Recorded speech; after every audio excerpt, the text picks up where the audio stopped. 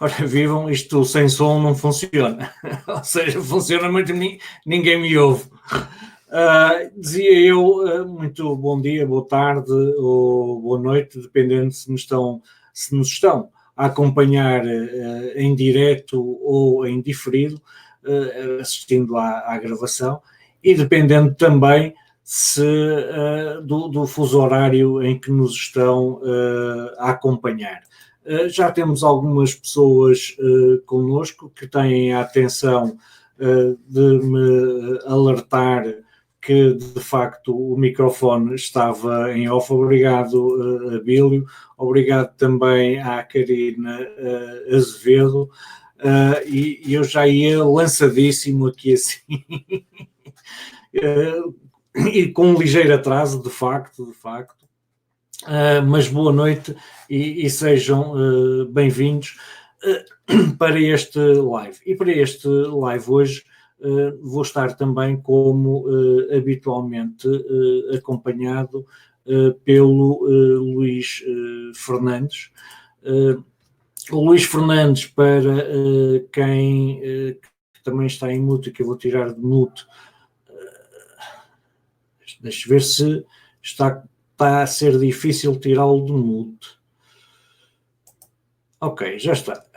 Não está. Ok, agora sim, finalmente. Olá, Luís, bem-vindo. Boa noite, bem-vindo. Boa noite. E para quem não sabe, o Luís Fernandes é psicólogo educacional, licenciado em Psicologia Educacional pelo ISPA, mestre em Observação e Análise da Relação Educativa pela Universidade do Algarve, psicólogo sénior e supervisor de estágios da Ordem dos Psicólogos Portugueses, sendo formador acreditado de pessoal docente e não docente pelo Conselho Científico e Pedagógico de Formação Contínua de Professores. Desde 2008 desenvolve a sua atividade profissional na Associação Sementes de Vida, em Beja, e na última década tem coordenado e supervisionado vários projetos na área do bullying e da violência escolar, nomeadamente projetos como Stop Bullying, Bullying 360 e Bullying Não, e mais recentemente integra a equipa de coordenação do projeto Outubro, mês de prevenção e combate ao bullying e cyberbullying em todo o país. É coautor dos livros Plano Bullying, como apagar o bullying na escola, Diz Não ao Bullying, Não Deixe que te façam mal, e estes dois são a Sónia Seixas, que também tem estado a acompanhar nestes lives, e eu juntei-me a eles dois para escrevermos então o terceiro livro, de que o Luís também é coautor, Cyberbullying, um guia para pais e educadores. Portanto, já temos quase meia dúzia de pessoas connosco. O tema hoje vai versar sobre a educação e a legislação na área do bullying e do cyberbullying, e temos connosco uma convidada do Brasil, que também já escreveu um livro sobre esta temática, a doutora Ana Paula Siqueira Lazareski de Mesquita. E vou já também fazer a apresentação, mas começar já por lhe dar as boas-vindas. Seja bem-vinda, Ana Paula. Obrigada, Tito. Obrigada, Luís. É sempre um prazer a gente conversar sobre educação, né? Em qualquer lugar do mundo. É verdade. Vou já fazer a sua apresentação, mas dizer, entretanto, que as pessoas já se começam a juntar a nós. Temos também aqui, assim, connosco o António João Silva. Boa noite, António João. O António João, juntamente com a Karina Azevedo e com o Abílio Carvalho, já são regulares nestas... Se apresentar a doutora Ana Paula Siqueira Lazareski de Mesquita, é advogada e sócia fundadora de Siqueira Lazareski de Mesquita Advogados, graduada em Direito e pós-graduada em Direito Empresarial pela Universidade de Mackenzie, professora mestra em Direito Civil Comparado pela PUC de São Paulo, Licensed Practitioner of NLP pela Sociedade Internacional de Programação Neurolinguística, membro da Comissão de Direito Digital e Compliance e da Coordenaria dos Crimes contra a Inocência da Ordem dos Advogados Brasileiros em São Paulo, autora do livro Comentários à Lei do Bullying 1385 de 2015, da editora Lex, que já está na sua segunda edição. E é também vencedora do troféu Top Empreendedor 2015, Prémio Educação Quality 2016, conferido pela Sociedade Brasileira de Educação e Integração, Prémio Melhores de 2017 Advocacia e Justiça, Troféu Marketing e Negócios Empreendedores de Sucesso 2017, Prémio Lumen 2018 Responsabilidade Social, para o seu programa Proteja-se dos Prejuízos do Cyberbullying, que vamos falar hoje aqui assim, patrocinado pela CINSA, Sindicato das Sociedades de Advogados dos Estados de São Paulo e Rio de Janeiro, e pela CESA, Centro de Estudos de Sociedades de Advogados. É diretora de inovação da ClasseNet Treinamentos e Educação Digital e uma das principais fontes de consulta da imprensa para falar sobre bullying, cyberbullying e educação digital.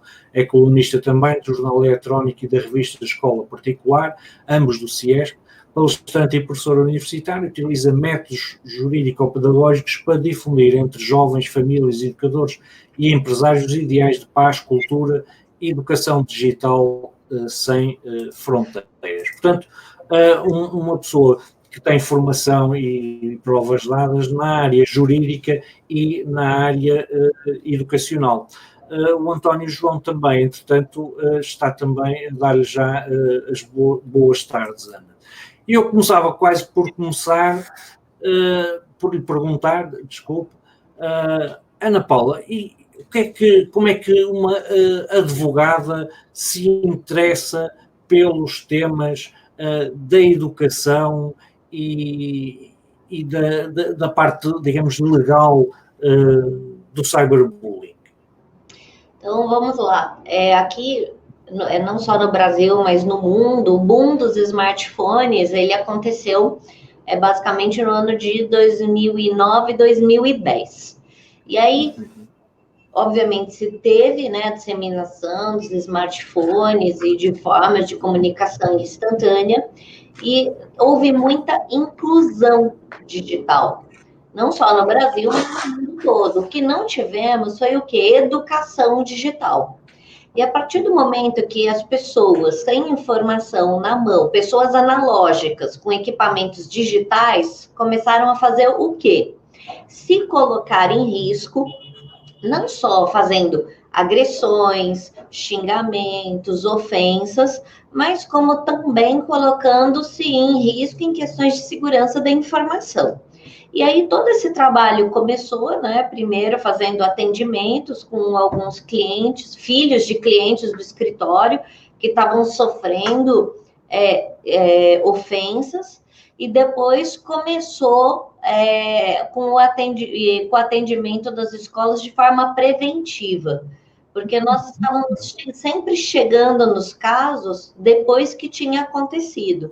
E a nossa ideia, quando o projeto todo começou em 2013, foi: vamos chegar na escola, chegar no pai, na mãe e na criança antes de acontecer o problema.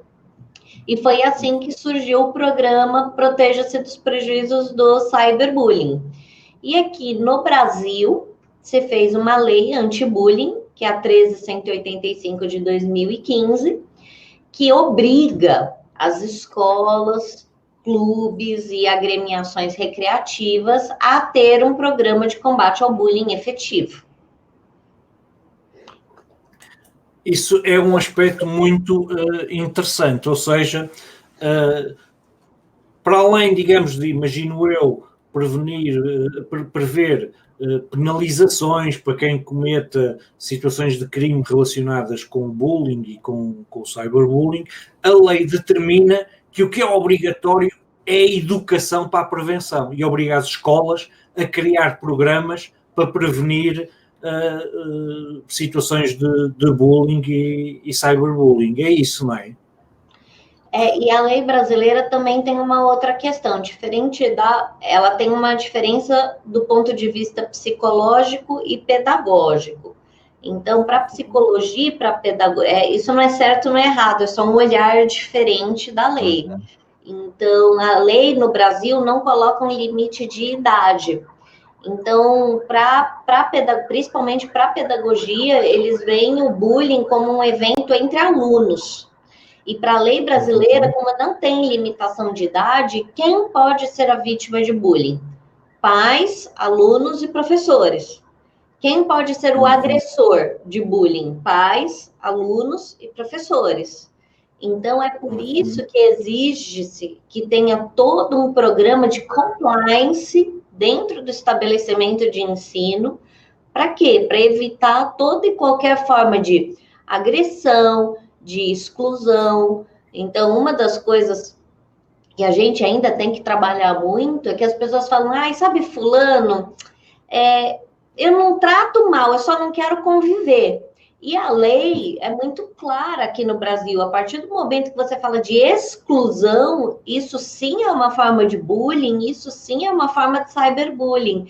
Principalmente se a vítima está sofrendo uma exclusão digital. Então, é um outro olhar, né? Porque vocês, nós ainda somos de uma geração analógica. Nós não fomos para a sala de aula com um smartphone. Hoje, aqui com 9, 10 anos, a criança já está com smartphone. Se é certo ou errado, não, acho que cada pai e cada mãe tem que conhecer o próprio filho. O que é importante é que você tem que dar o celular e dar a informação correta para a criança. Que eu falo que muitas vezes aqui no Brasil, o que os pais fazem? Eles vão lá, dão o celular para a criança e falam, olha, tá aqui, não gasta muito crédito e não perde por caro. Pronto, você deu dicas de segurança digital para o aparelho, para criança nenhuma. A criança está totalmente desamparada, o aparelho está altamente protegido. E a criança, que obviamente o que importa é o ser humano, né? O resto tudo é plástico, é bobagem. Então, eu acho que a gente precisa ter esse olhar. É claro, eu não estou aqui, obviamente, nem para demonizar a tecnologia, muito pelo contrário, eu adoro. Só que eu acho que é importante essa relação vida-vida, né? Essa relação entre seres humanos. Senão fica tudo muito, né? Tudo muito vazio. Eu acho que o ser humano é muito mais do que isso. Ana Paula, só uma pergunta. Nestes 4 anos, qual é que é o balanço assim que faz da entrada em vigor e da implementação desta legislação junto das escolas? Acho que a gente conseguiu fazer essa implementação desse programa em 53 escolas. É um primeiro passo. A parte preventiva, a gente sabe que não é simples em qualquer lugar do mundo. Às vezes as pessoas têm que esperar acontecer a tragédia, né, para sair correndo atrás. É uma das coisas que eu sempre bato. Eu falo, gente, você vai esperar para procurar um psicólogo no momento que você já está numa depressão profunda, né? Você não pode fazer esse tratamento antes, né? Porque tem que esperar bater ali no fundo do poço, acontecer alguma coisa, né? Acho que os profissionais da área de saúde sabem muito bem disso, né? Às vezes a pessoa eu tô esperando passar mal para ir para o médico. Acho que a gente tem formas preventivas e o ser humano ainda é muito reativo, né? Não é muito preventivo. Mas já estamos aí com um bom começo, né? E uma conscientização. Então, nós estamos fazendo muitos acordos, os processos não estão indo para o tribunal, o que é uma vitória num país como o nosso, que tudo vira processo judicial, né? Absolutamente tudo. Tem 2 poodles, briga de poodle vai para a Suprema Corte do Brasil julgar. É uma coisa absurda que o nosso sistema permite. Né? É que eu fico olhando, não me conformo. E uma briga entre crianças e pais, e sala de aula, e grupo de WhatsApp.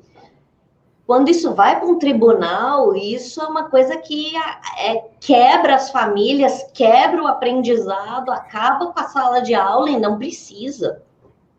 Claro. Ana Paula, e diga-me uma coisa, dá-me a ideia que o governo federal ou o governo estadual criou, digamos, um currículo para essa sensibilização, ou abriu as portas no sentido de, por exemplo, que eu vejo muito escritório de advogado a desenvolver programas exatamente de sensibilização para as questões do cibercrime e tudo mais, e programas na área educativa, portanto, para ir a escolas e tudo mais. Ou seja, ao criar a obrigatoriedade das escolas. E as escolas públicas, né, elas criar uma oportunidade também para as forças sociais intervirem no processo, não é? E falhou finzinho, que eu não escutei. Ok.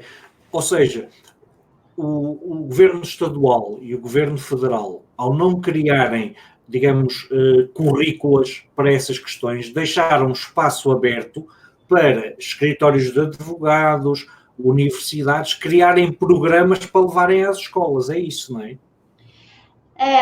Ainda tem um trabalho que está sendo, na parte pública, né? A gente não consegue fazer essa intervenção e todo o nosso trabalho tem sido feito realmente em escolas privadas. Então, os órgãos públicos ainda não é muito visível o que está sendo feito para a prevenção, principalmente contra a violência contra o professor, os alunos, enfim. Ainda não se tem relatos muito claros disso. Então, a iniciativa privada que não está perdendo tempo. Por quê? Se tem uma escola privada, vai ter uma debandada muito grande aí de alunos e vai ter um prejuízo direto. Então, obviamente, que você tem um nude num grupo de WhatsApp, né? Adolescentes, um manda nude para um lado, nude para o outro. Obviamente, isso é mais uma forma de sexualização infanto-juvenil e, para a lei brasileira, crime de pedofilia, né? Porque os celulares não são dessas crianças, o celular pertence ao pai e à mãe. Então, é por isso que a partir do momento que o adolescente trocando nude de um lado para o outro, isso sim é uma forma de armazenamento pornográfico e passível de condenação pela lei brasileira. Então, a gente entra com essa informação e a parte mais simples de você atingir são jovens e são crianças. Eles são super simples de entender. Então, o problema mesmo que se tem são os adultos. Então, o adulto que ainda não compreendeu a necessidade da educação digital. Então, vamos ver assim, se um filho meu tiver nudes no celular dele, e esse meu filho for menor de idade, eu, como pai, é que sou condenado porque o filho, na realidade, é minha propriedade. É isso? Sim, esse é o 241B do ECA, do Estatuto da Criança e do Adolescente Brasileiro. Então, a partir do momento que você armazena conteúdo, só basta você armazenar, mais nada, né? Certo. Então, a lei ela é muito simples, hein? Ele até fala de compartilhar, né? Mas o simples armazenamento já é considerado crime de pedofilia. Okay. Então, quando você tem esse vazamento de nudes, e que obviamente colocam mais meninas, porque ainda é o que eu explico para os pais e nas palestras dos pais, a gente vive ainda num mundo extremamente machista. Então, se tem a foto de um menino de nude, ele é o pegador, né? Ele é o cara. Agora, a menina, se tem uma foto dessa, aí ela é vista, obviamente, com muito maus olhos. Então, a gente tem que fazer um trabalho para chamar todas essas famílias na escola, para que todo mundo apague esse conteúdo, para preservar aquelas crianças e aqueles adolescentes. Sim, porque uma vez que caiu na rede, isso circula pelo mundo todo, com uma rapidez muito grande. Sim.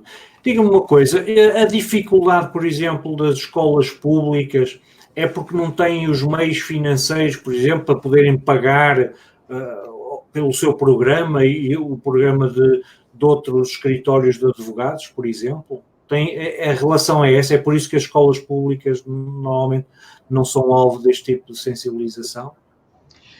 Olha, Tito, francamente, eu não sei qual que é o problema das escolas públicas, tá? Então, tem dotação orçamentária para isso, tem lei para isso, e se não fazem, aí é uma não acham prioritário? vontade, né, do administrador público de fazer ou não Certo. fazer. Então, por enquanto, a gente ainda está enterrando crianças e adolescentes, porque não se tem programas públicos sérios. Enquanto isso, a gente vai ter notícia de facada, de tiro, de professor sendo espancado. Então, eu acho que estão achando que fica mais barato você aposentar o professor, entendeu? Ou comprar um caixão do que fazer um programa preventivo. Às vezes é a sensação que eu tenho. É duro falar isso, mas é às vezes a sensação que eu tenho. Percebo.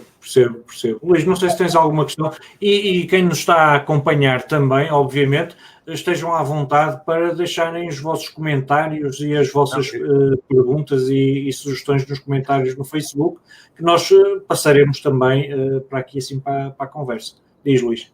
Eu ia só perguntar, não foi muito perceptível para mim, era se, não havendo um currículo, esse tal, com base na lei, que possa ser aplicado, portanto, nesses programas educativos, nas escolas, se há pelo menos um fio condutor, portanto, algumas ideias base que devem ser abordadas durante esses programas educativos. Olha, falhou o fim, eu não entendi o fim da pergunta. A minha questão era se não havendo nenhum manual, nenhuma apostila que seja o referencial para fazer essas formações na escola, se há pelo menos, com base na lei, um fio condutor de uma série de temas que possam ser abordados ou que devam ser abordados nas escolas por quem desenvolve esses programas educativos. Tem até algumas cartilhas muito simplórias que são feitas, tá?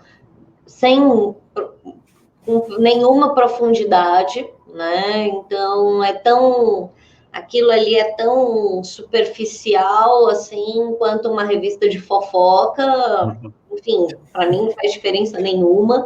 Só fica contando que a pessoa tem empatia com o próximo. E uma das coisas que, lidando com crianças, adolescentes e pais e escolas, eu percebi é o seguinte: eu diria que 85% das pessoas são movidas pela empatia. Então, elas deixam de praticar o bullying ou o cyberbullying por uma questão de empatia com o outro. E aí nós temos esses 15% que muitas vezes, e isso eu vejo no meu cotidiano, você faz o acordo e a pessoa deixa de cometer crime por medo da pena. Ok. Não porque ela gosta do outro. Ela, não, peraí, eu vou ter uma condenação de bullying, de cyberbullying, que no Brasil está girando de 8 mil reais a 2 milhões de reais. Então, vamos pensar aí. 8 mil a 2 milhões? Exatamente.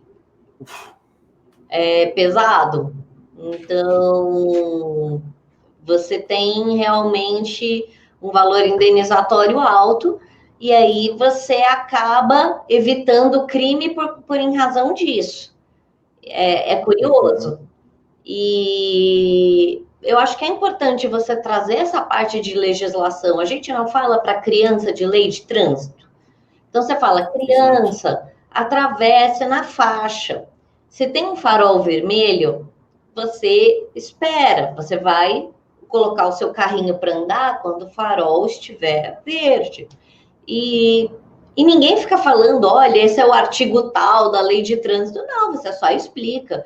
E da mesma forma, você começa a dar educação para falar o que acontece. Olha, meu querido, se você pega o celular na mão e você xinga o seu coleguinha de filho da papapá, E isso é um crime aqui no Brasil e é o crime de difamação. E isso tem uma pena. E isso, além de ter a parte criminal, tem a parte civil, que você vai pagar mais ou menos aí uns 15 mil reais. Vale a pena? Você vira e fala, puxa, acho que eu não vou mais digitar e xingar o meu amiguinho, né? Então, por exemplo, se você pega o crime de discriminação, racial, ele é um crime muito, muito, muito pesado. Então, a polícia pode... Se você praticou esse crime hoje, daqui 50 anos você pode ser processado, daqui 100 anos você pode ser processado. Esse crime, enquanto a pessoa está viva, você pode ir para a cadeia e não tem fiança. Uhum. Então, essa criança precisa saber que o que ela faz... Ah, mas eu fiz isso quando eu tinha 10 anos de idade. Veja, para a lei brasileira isso não importa, é uma coisa muito grave, discriminação racial. Ana Paula, há uns anos, cá em Portugal, sensivelmente, se calhar, 7, 8 anos, chegou a haver algumas conversas, algumas propostas mesmo, de tipificação do bullying como crime público. Depois não chegou a avançar. E na altura, quem trabalha nesta área, quem investiga, não é? Portanto, muitas vezes nos era pedido um pouco a nossa opinião em relação a essa potencial legislação que viesse a ser criada.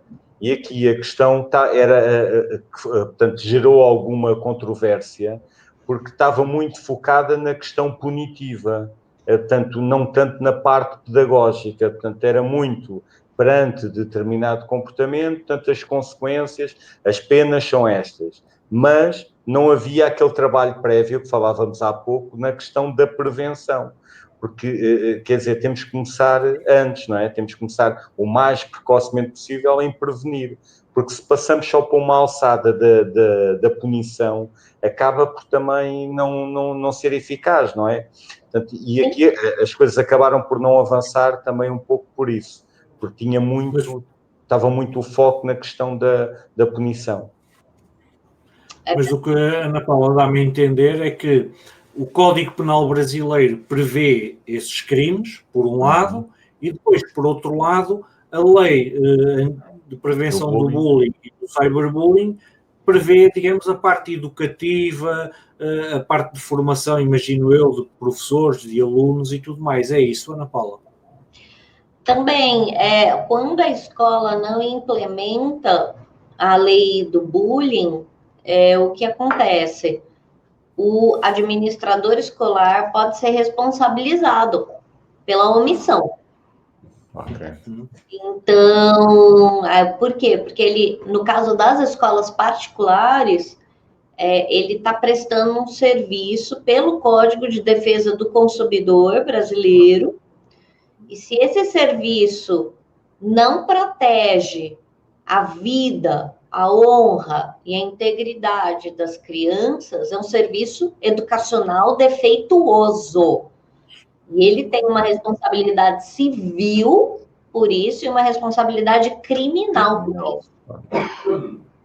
Então, se o bullying gerou uma lesão corporal, uma agressão, um xingamento, uma violência, ou até morte, se gerou evento morte, o diretor da escola entra como coautor do crime, porque ele tinha o dever de fazer a implantação de um programa de combate ao bullying e não fez. Ok. Uma pergunta aqui, assim, do Abílio Carvalho, orientada sobretudo para si, Ana Paula.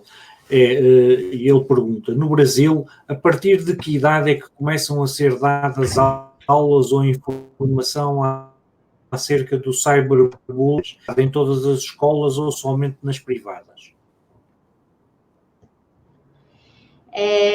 Nas escolas públicas, eu tenho que te falar que a dinâmica eu não conheço, mesmo porque cada diretor, eles dão essa liberdade para cada diretor de escola. Nas escolas privadas, e principal, agora eu vou falar pelos meus clientes. Nas escolas privadas, a gente começa esse trabalho com 9, 10 anos de idade, E com os pequenininhos, né, a gente vai fazendo atividades lúdicas. Então, aí não é uma interação, por exemplo, da Ana Paula advogada. Então, a gente faz um material lúdico para que essa criança tenha acesso. Minha filha, ela é bem pequenininha. E assim, ela já sabe. Assim, pode xingar o amiguinho no celular? Não pode, né? Então, desde pequena, o que as nossas mães falavam, não converse com estranho. Esse estranho, ele não está mais na rua. Ele não está na porta da escola, ele está no celular do seu filho. E é isso que essa geração alfa, que é quem está nascendo principalmente a partir de 2011, precisa saber que o estranho não está na rua, ele está no celular. Ele está onde? No chat do jogo do PlayStation e do Xbox. É lá onde estão os criminosos virtuais, é lá onde estão os pedófilos virtuais. Mas aí eu também acho que é um papo, é um tema para outro papo, né? Para falar. Sem dúvida.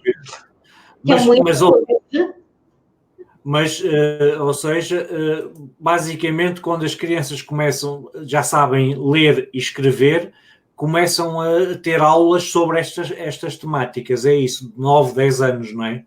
Sim. Mas, assim, bem novinho também é possível, né? Certo. Porque o pai e a mãe, muitas vezes, dá o tablet pro filho e fala, fica com o tablet, fica com o iPad, porque eu não aguento mais você gritando aqui na minha orelha, né? Exato. Então, dá o tablet para a criança não incomodar. E aí a criança tá lá, com aquela tecnologia, né? Não, o pai não sabe o que é, a criança não sabe o que é, e aí, muitas vezes, acontecem fenômenos que expõem essa criança e esse adolescente a um perigo muito grande por ignorância dos próprios pais. Sem dúvida. A Karina Azevedo põe-nos aqui assim também uma pergunta, que também para si, é se os pais podem ser responsabilizados pelo mau uso dos filhos das tecnologias, mas os filhos podem sofrer algum tipo de punição? Ou seja, vamos imaginar que eu dei um smartphone ao meu filho, ele usou mal, porque usou para xingar, para humilhar, para ofender um colega. Eu, como pai, sou penalizado por isso. E a criança também sofre algum tipo de punição? Então, vamos lá. Eu vou falar pela lei brasileira, tudo bem? Infelizmente, não conheço a lei de Portugal. Não, nós estamos a falar mesmo da brasileira e o que nos interessa, e acho que é, digamos isso, que é a riqueza destas sessões, é nós termos outras pessoas que têm outras perspectivas, por exemplo, como acabou de dizer, no Brasil é obrigatório as escolas trabalharem estes temas, porque se não for obrigatório, é algo que provavelmente as escolas não vão fazer, não é? Portanto, muitas vezes o tornar obrigatório é essencial, não é? É verdade. E, então, assim, vamos lá. Para responder a pergunta, a gente tem que separar esse conceito de criança. Então, para a lei brasileira, criança é até 12 anos, tá? Incompletos. É o Estatuto da Criança e do Adolescente, não é? Exatamente. Então, de 12 até 17 anos, 11 meses e 29 dias, você tem um adolescente, tá? Então, neste período de adolescência, não é cadeia que você vai, é o reformatório, que aqui se chama Fundação Casa. Então, se cometeu algum crime, seja crime contra a honra, seja violência física, homicídio, instigação ao suicídio, que isso é uma das coisas que, infelizmente, tem acontecido muito nos grupos de WhatsApp, tá?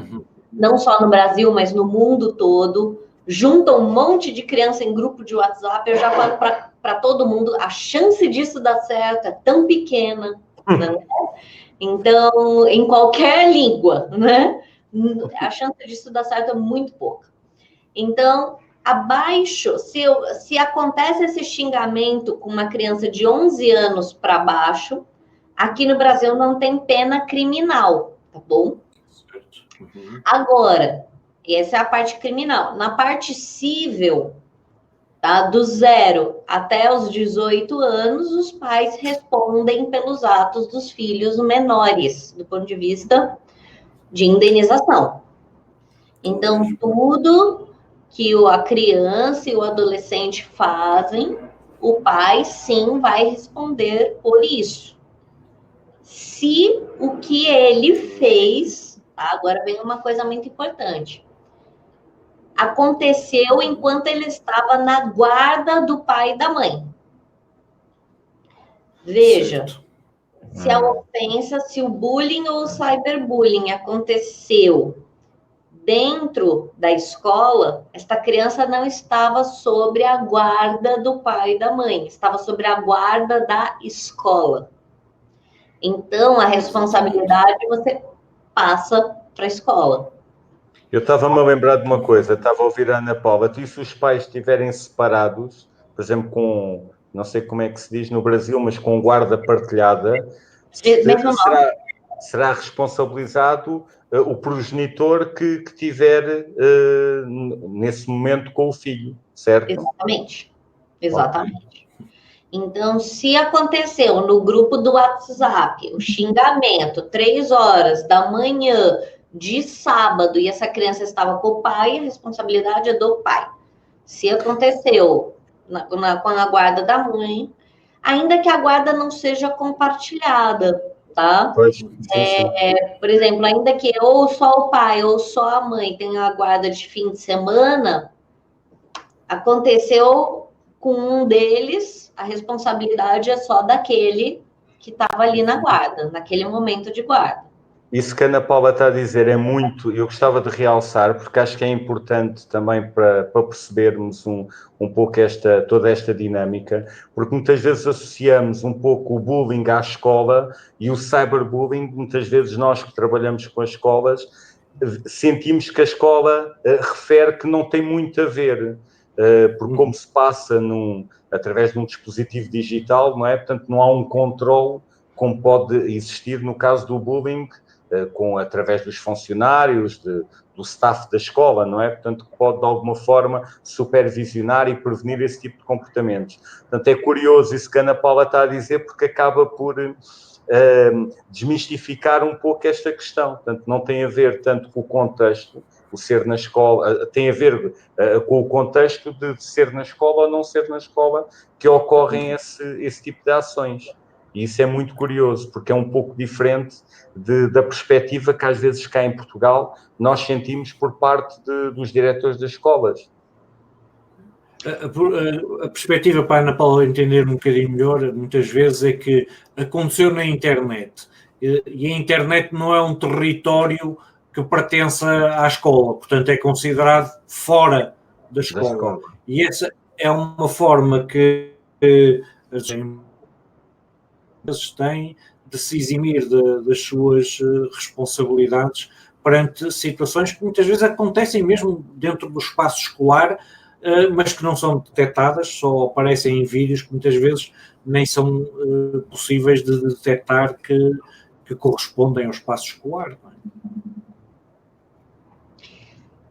Um dos pontos que eu acho que é importante trazer, principalmente da lei brasileira, é a questão de qual é o espaço da escola na era digital.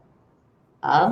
Então, a gente precisa entender que o conceito de escola está mudando e, principalmente, tem o Google Education colocado em diversas escolas também em Portugal, tá? Uma ferramenta muito bacana.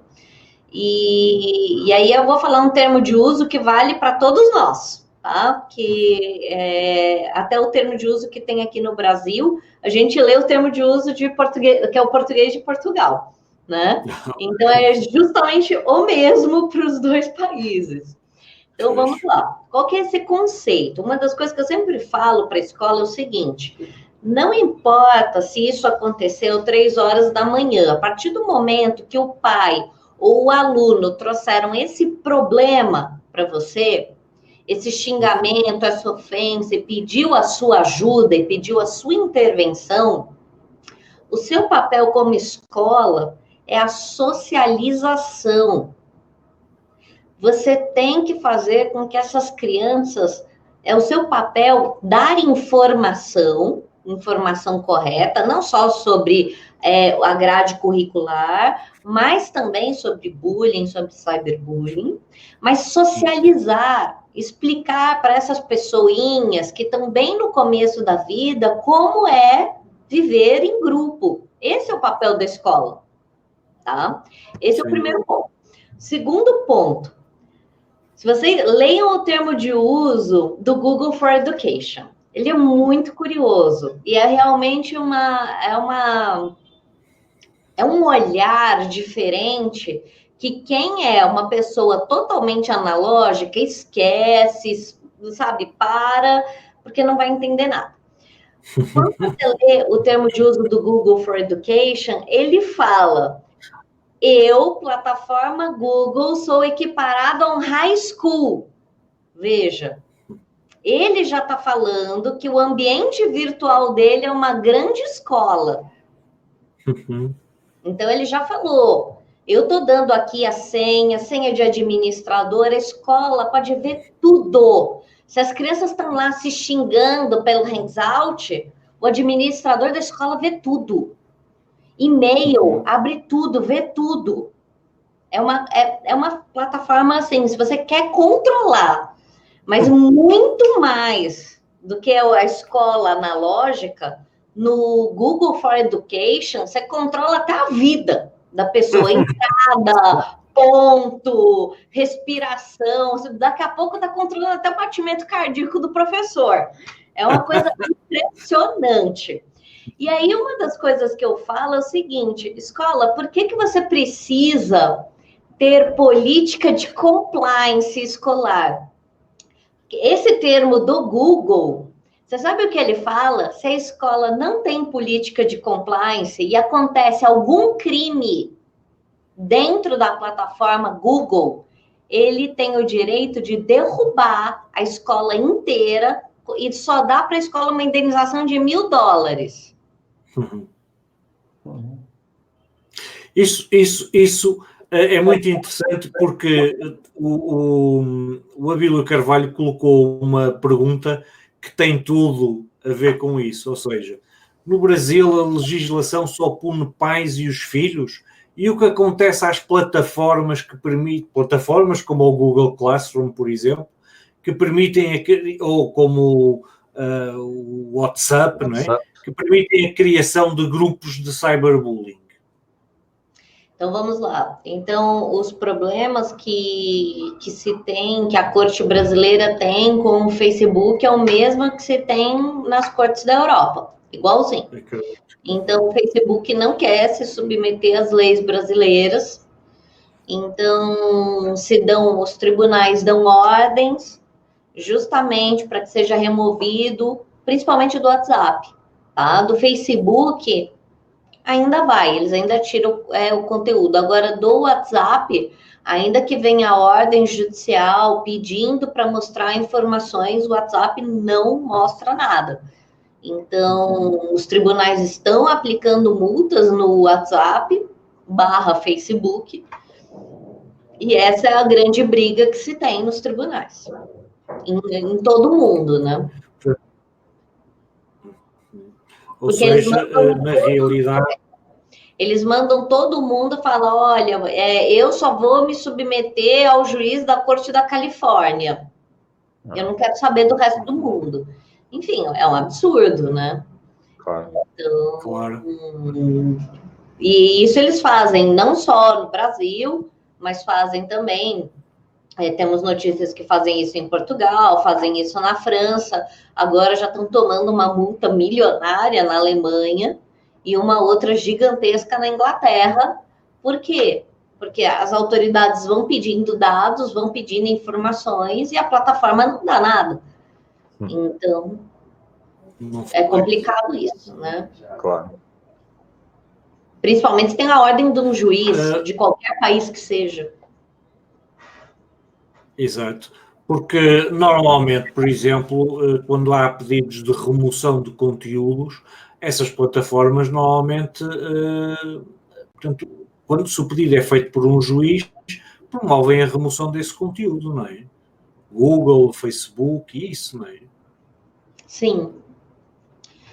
Eles estão fazendo algumas, agora saiu, até vou deixar para vocês o link do canal do YouTube, que eu fiz um videozinho explicando algumas ferramentas do Instagram para ajudar os adolescentes a não sofrer cyberbullying.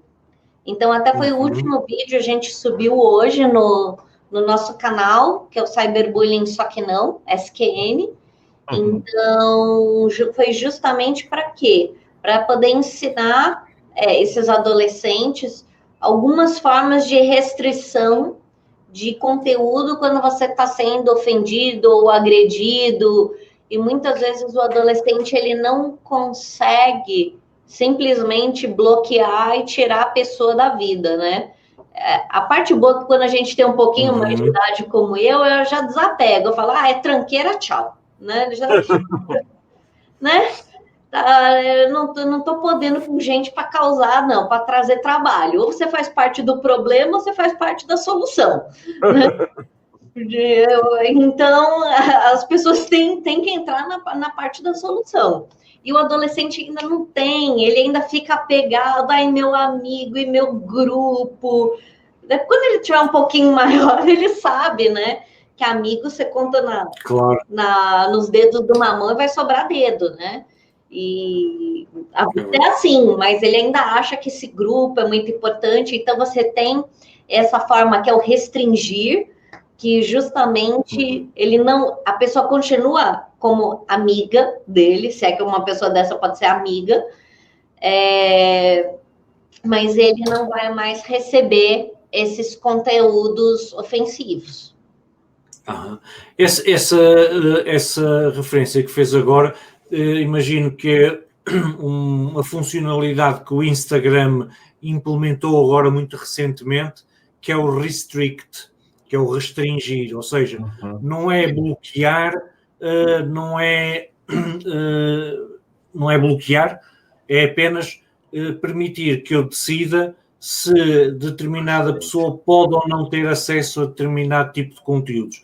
E eu vi uma argumentação interessante de uma colega que trabalha, que por acaso também é advogada, uma advogada americana, ela dizia que tinha sérias dúvidas sobre a eficácia de uma medida dessas, que inclusivamente ela pode ser usada para fazer cyberbullying, porque vamos imaginar que eu tenho um grupo de amigos que é da minha classe, não é? E eu publico para todos verem, menos para o João. Portanto, eu estou a praticar exclusão na realidade do João, não é? Portanto, às vezes as ferramentas que são pensadas para, neste caso, prevenir situações de bullying, podem ser usadas também para criar situações de bullying. Não é fácil, de facto, não é? Eu trabalho com vários psicólogos e psicólogas aqui no Brasil, e uma das coisas que nós temos um consenso é o seguinte: nós temos que empoderar crianças e adolescentes.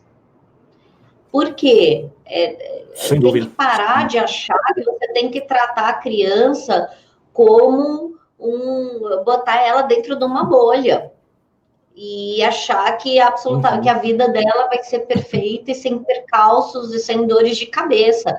Então, vamos lá, né? Tito, Luiz, vocês têm problema? Todo mundo tem problema em qualquer lugar do mundo, não é? Que ilusão é essa de você achar que você vai ter uma infância idílica e uma adolescência idílica que nunca vai brigar com alguém? É normal você brigar, né? Então, você discutir, você ter problema. O que não é normal, vamos lá, é quando aquilo ultrapassa da discussão e vira uma violência da forma repetitiva. tá? Que isso gera uma angústia, uma aflição que a pessoa põe até fim à própria vida. Claro. Então, isso não é normal. Agora, tem que permitir que a criança, sabe, vai, vive, bate boca, isso é necessário, né? Você imagina, então, futebol, faz o quê num jogo de futebol, gente? Tudo isso aí é crime. É isso, sai todo mundo preso, né?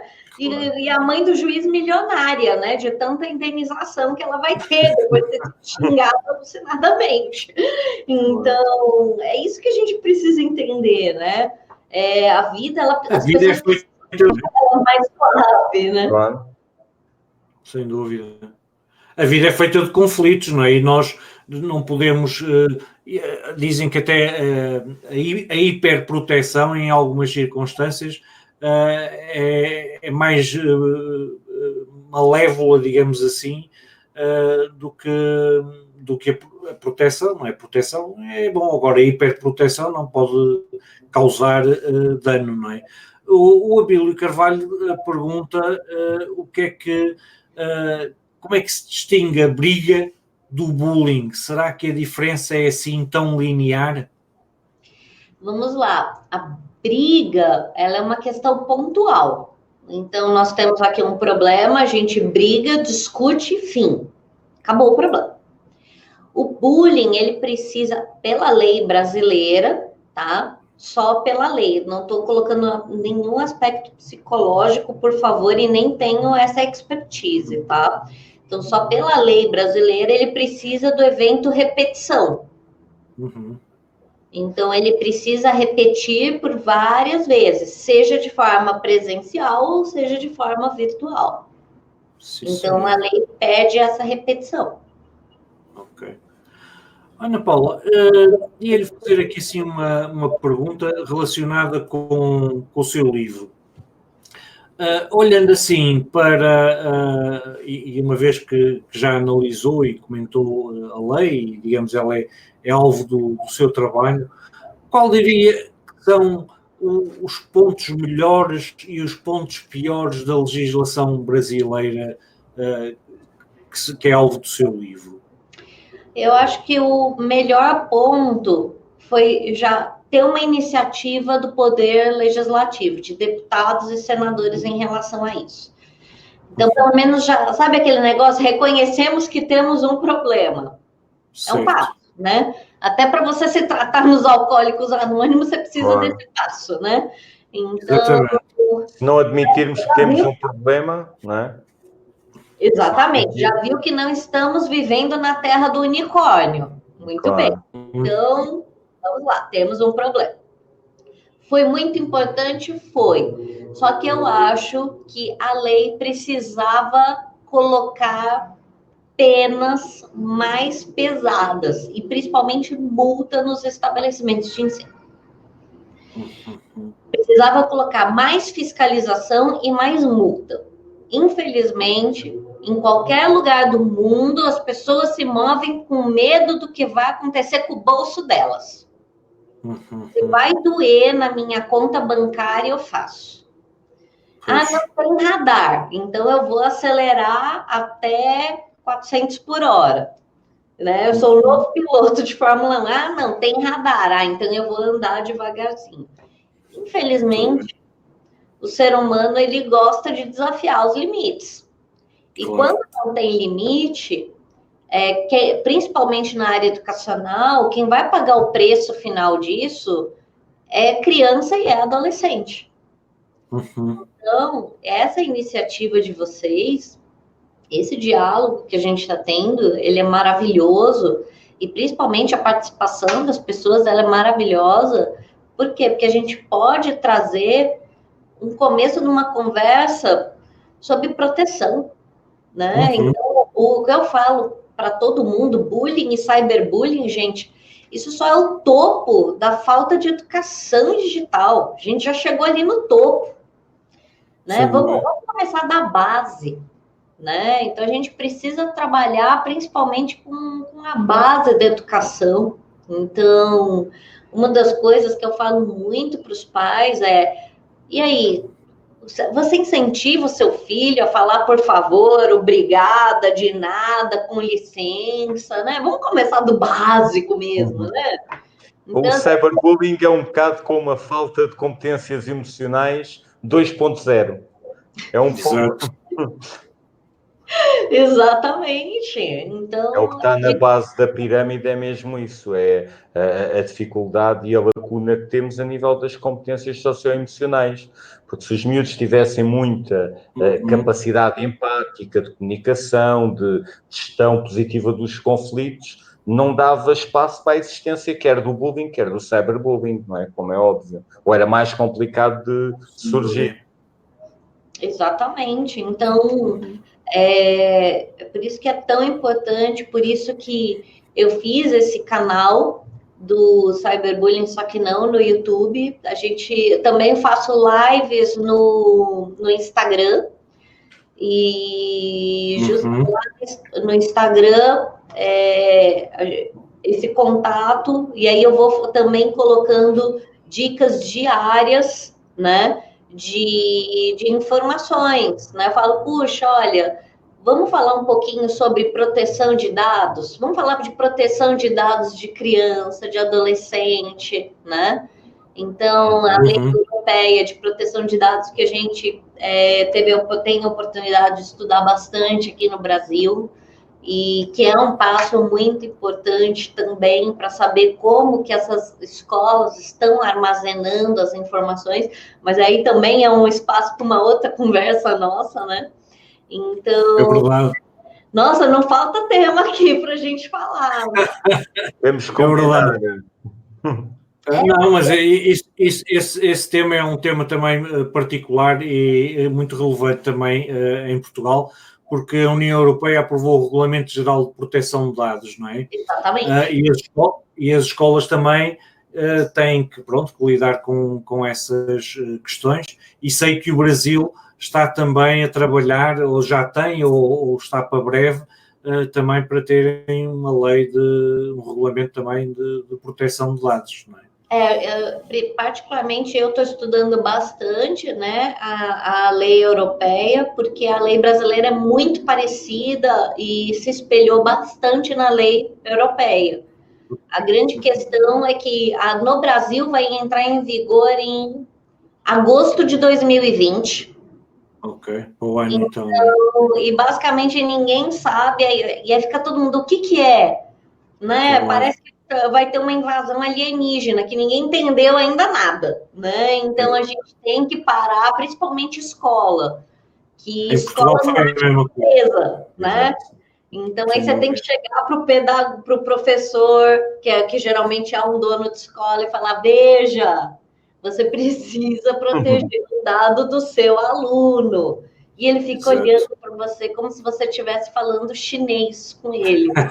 É um desafio. Um grande desafio. Educação é um desafio.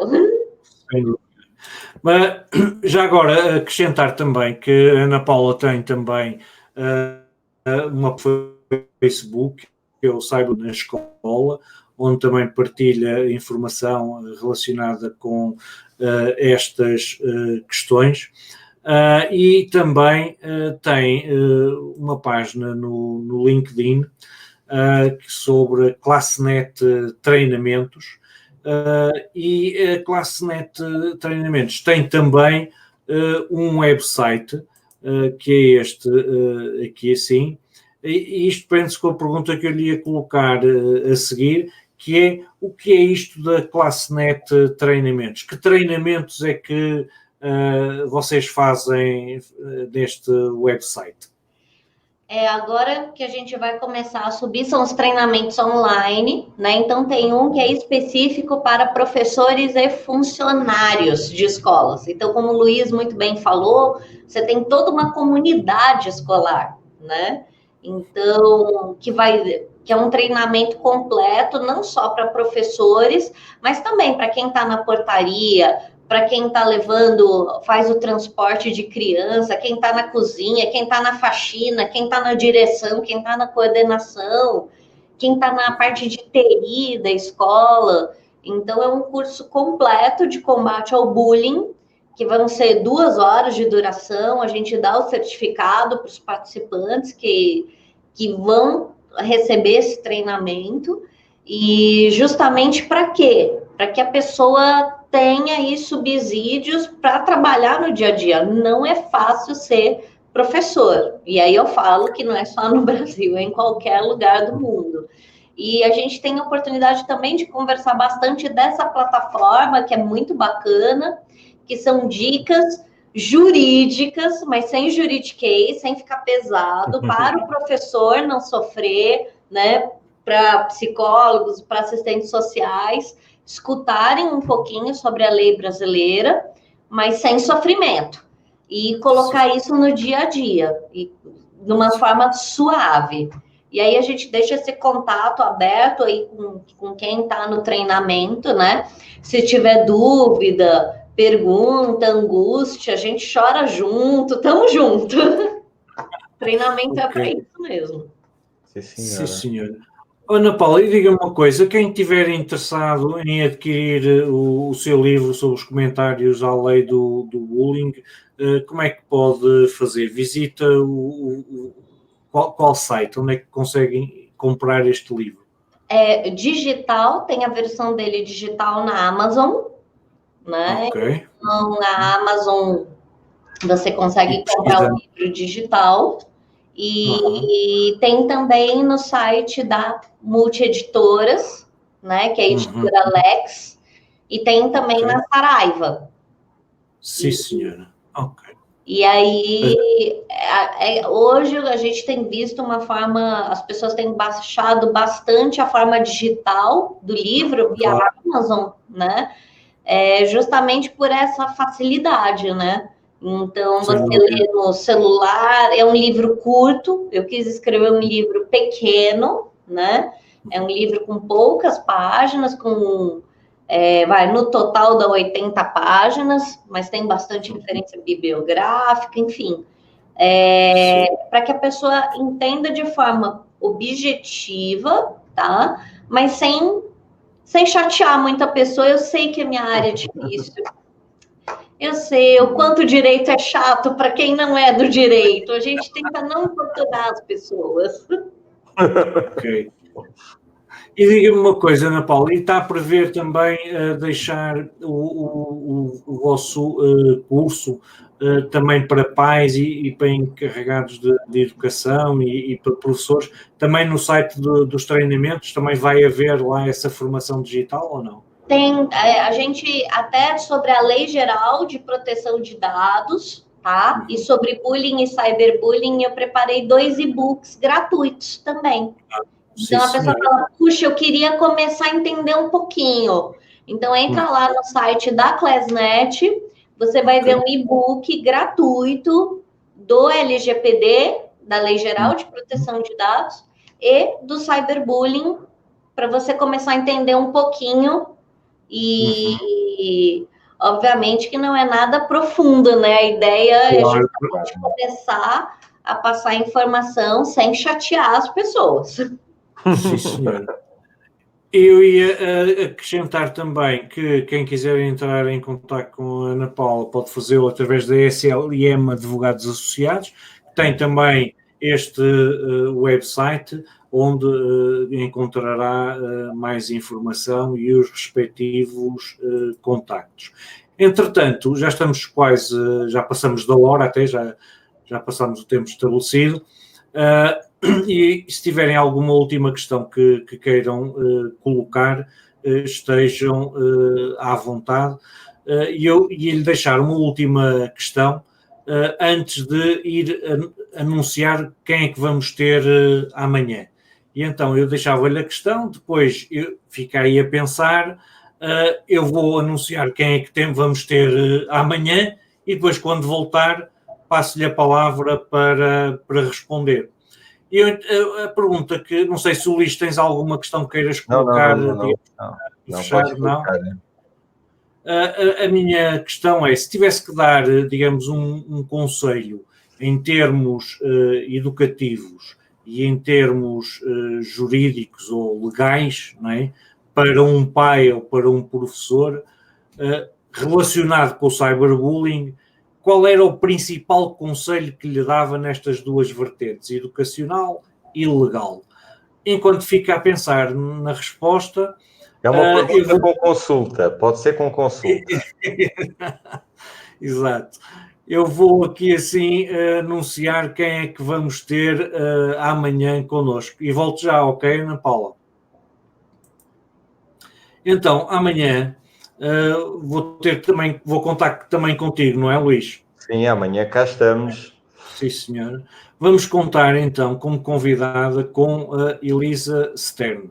A Elisa Stern é de origem francesa, mas vive já em Portugal há alguns anos.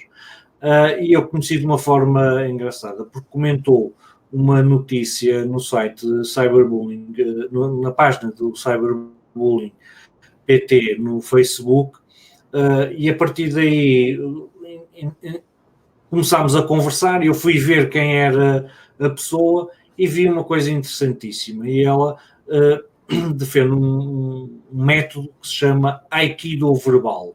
O que é o Aikido verbal? O Aikido é uma arte marcial e então este sistema usa os princípios filosóficos do Aikido para combater, digamos, as agressões verbais.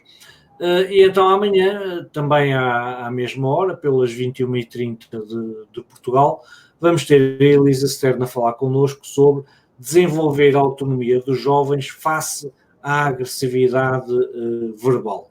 E digo-vos que vai ser interessante, porque eu já tive uma chamada de teste com a Elisa Stern, e uma das questões que ela me desafiou é ser verbalmente agressivo com ela. E digo que é difícil, porque eu tenho dificuldade em agredir verbalmente alguém contra quem não tenho nada, não é? Mesmo sendo uma simulação. Maneira que amanhã vamos ter uma simulação para a Elisa poder demonstrar como é que funciona o Aikido verbal. E para essa demonstração vou pedir também a colaboração de quem estiver connosco. Portanto, amanhã às 21h30 hora de Portugal. Voltando ao Brasil, Ana Paula, então diga lá, que conselho é que daria em termos uma perspectiva educacional e uma perspectiva jurídica para a prevenção do cyberbullying e para o combate ao cyberbullying? Eu acho que eu falaria 3 coisas. A primeira é conheça bem o seu filho. E quando eu falo conheça bem,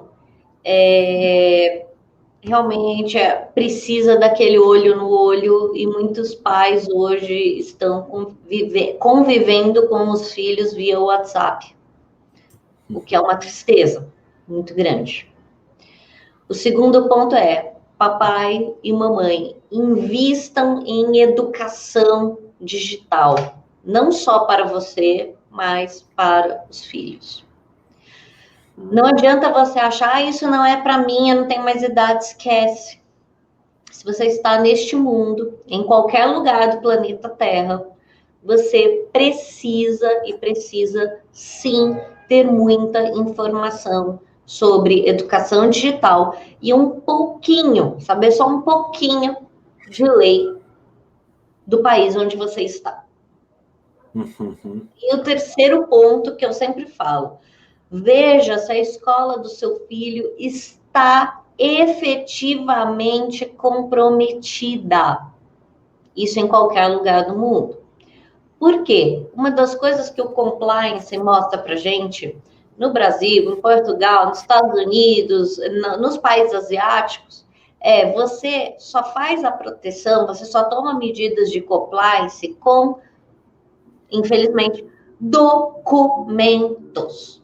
Então, quando a escola começa com muito blá, blá, blá, a gente está conversando, a gente bate um papo. Falo, não, meu querido, que documento você tem? Como está o regulamento da sua escola? Você tem cartilhas? Você manda informativos? Como que é a sua conversa com o pai, com a mãe? É por escrito? Você chama esses pais na escola e escreve, faz um relatório completo desse atendimento? Você chama essas crianças e faz realmente um relatório completo e fala dos próximos passos, né? Porque não adianta falar, a gente conversou e está todo mundo bem. Não é assim que funciona, né? Aconteceu um problema, quais são os passos que vão ser tomados? Eu vou chamar um psicólogo agora, eu vou chamar um assistente social, eu vou chamar a família, e isso precisa estar por escrito. Então, é isso que as famílias precisam ter, essa proatividade, e muitas vezes não se deixar levar por uma simples conversa utópica de a gente conversa, resolve e fica tudo no ar. Não pode. Tem que estar documentado em qualquer lugar do mundo. Por quê? Se você fala que faz, escreve, não é? Não é simples assim? Então, falou que faz, escreve, assina e coloca lá a sua patinha que você fez, que você vai fazer. Então, é isso que eu sou muito incisiva. Então, o que prometeu sentado, cumpra de pé. Por isso que eu gosto do documento. E esse conselho é engraçado, é um conselho que eu costumo dar. Quando há pais que me procuram questões relacionadas com cyberbullying ou bullying na escola e diz, eu já lá fui e eles não fazem nada e não sei o quê, e diz, olha, quando for chamado à escola diga que não pode ir, mas diga por escrito, e como não pode estar a deixar de trabalhar para ir à escola, submeta tudo por escrito, e a partir do momento que os pais começam esse género de queixas em conversa, como estava a dizer, passa a ser por escrito, e quando começam a dizer, olha, desculpe, mas eu não posso vir cá, mande-me por escrito pelo meu filho, as coisas aí normalmente começam a pintar de maneira diferente, e a escola começa a ter outro tipo de resposta. Porquê? Porque tem que se comprometer. Quando põe por escrito, está a comprometer-se, não é? Há um registro? Exatamente. Relativamente à primeira questão, Ana Paula, eu imagino que seja também porque eu costumo dizer aqui assim em Portugal que normalmente as más companhias são sempre os filhos dos outros, não é? Os nossos filhos são sempre excelentes rapazes e raparigas. E os agressores normalmente não têm pais, não é? Não há nenhum pai que diga que o filho é órfãos de pais agressor, não é? Exatamente. Portanto, é muito importante aquilo que de facto que disse, de conhecer bem os nossos filhos e admitir que muitas vezes os nossos filhos podem ter comportamentos que vão contra os valores segundo os quais os ensinamos, porque muitas vezes, infelizmente, a dinâmica de grupo e a pressão do grupo sobrepõe-se aos valores que os pais procuram dar em casa. Portanto, muito importantes estas três recomendações que deu. Quero-lhe agradecer mais uma vez o facto de ter acedido ao nosso convite. O António João Silva, como vê, diz excelente sessão, obrigado a todos, será sobretudo para si. O Abílio Carvalho também, como habitual, uma sessão didática que nos elucida, portanto é sinal que as pessoas gostaram da sessão e gostaram de ouvir, e muito obrigado por este... Para vocês também o nosso curso de coaching de pais, que é justamente isso, para segurar na mão do pai e da mãe para falar, calma, se você é pai de vítima e principalmente se você é pai de agressor, é muito difícil. É verdade, é verdade. E as pessoas às vezes esquecem-se que os agressores também precisam de ser apoiados, porque se eles agridem, é importante percebermos porque é que eles agridem, não é? Exatamente. E às vezes isso não acontece. Esse coaching para pais está disponível também na ClassNet? Sim, vai estar disponível, a gente está terminando, fazendo alguns ajustes principalmente porque está vindo muitas ferramentas novas digitais, então a gente está subindo mais informações. Então, provavelmente, o curso de coaching de pais vai estar em janeiro aí de 2020, a gente avisa para vocês, porque a ideia é que a gente consiga abarcar um número bem grande de pessoas e que isso não valha só para o Brasil, mas para diversos outros países que a gente está tendo contato, principalmente aí o pessoal da Flórida, em Portugal também, França, que eu tive aí para tratar também da parte das escolas que são filiadas à Unesco, eu tive aí em agosto, e enfim, eu acho que a discussão ela é mundial, e o trabalho, Tito, Luiz, que vocês estão fazendo, ele é de uma importância, assim, sui generis, e eu gostaria muito de divulgar isso aqui também nos nossos canais aqui no Brasil. Muito obrigado. Claro que sim. O contacto ficou estabelecido e agora temos é que procurar formas de colaborarmos e de aprendermos uns com os outros. Foi um prazer tê-la aqui assim connosco. Esperemos que outras oportunidades vão surgir com certeza. Já falámos da proteção de dados e das questões ligadas ao abuso sexual de crianças através da internet. Ana Paula, muitíssimo obrigado. Muito obrigado. Obrigado a todos também quanto nos acompanharam e estamos de volta amanhã. Tchau. Obrigado. Obrigada, gente. Tchau, tchau. Uma ótima noite para todos. Obrigado igualmente. Obrigado.